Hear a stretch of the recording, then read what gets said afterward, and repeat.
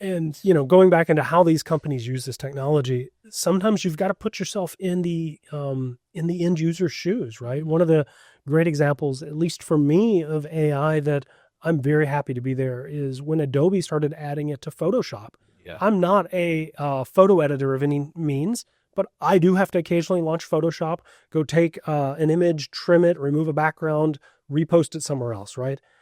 I don't have those skills. I can't, I meander my way through that. But now that I can just click a button that says remove background and it gets me 99% of the way there in most of the circumstances, my life is so much better because I don't want to be a photo editor. I don't want to be a graphic designer. I just need to get the task done and move on, right?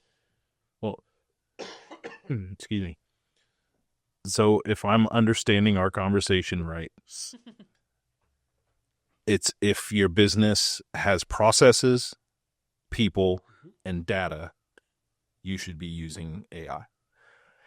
Yeah, I mean, maybe. That's a really good question, right? I think at this day and age, there's probably a lot of businesses that don't need to rush into this, right? I think, if you're a arts and crafts business, if you're maybe a local restaurant, maybe there's still a lot of room yet for you to not jump into this just yet, right? We don't all have to be jumping on this bandwagon, but once you get more comfortable with the technology in other respects, you may also start to find that maybe you're not building custom systems, right? You're not hiring software developers to go do whatever.